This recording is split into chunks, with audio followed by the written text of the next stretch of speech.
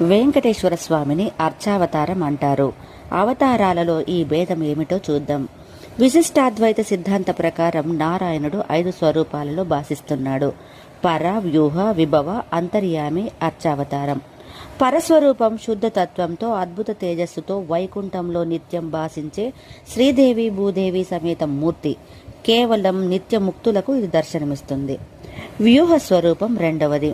జగత్ సృష్టికి మూల కారణమైన స్వరూపం. 4 వ్యూహాలతో ఉన్నది. అవి వాసుదేవ, అనిరుద్ధ, ప్రద్యుమ్న, సంకర్షణ. ఈ వ్యూహాలతో సృష్టి స్థితి లయలను నిర్వహించువాడు. వాసుదేవుడు క్షీరసాగర సైనుడైన మూలమూర్తి. అనిరుద్ధుడు సృష్టికారక చైతన్యం. ప్రద్యుమ్నుడు స్థితి శక్తి. సంకర్షణుడు లయకారకుడు. అనిరుద్ధాంశ బ్రహ్మ, సంకర్షణాంశం రుద్రుడు. ప్రద్యుమ్న తేజం విష్ణువు. ఇక మూడవది విభవ స్వరూపం. ధర్మరక్షణార్థం లీలగా అవతరించే నారాయణుడు అప్రాకృత దివ్య మంగళ స్వరూపంతో లీలా విభూతితో ఇలకు దిగిన శ్రీరామ, శ్రీకృష్ణాదులు హరి యొక్క విభవ స్వరూపులు.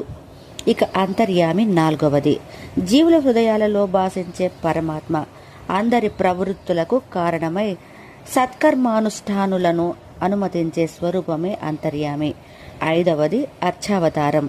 అర్చింపబడి అనుగ్రహించేందుకు వివిధ క్షేత్రాలలో వెలసిన భగవద్రూపం.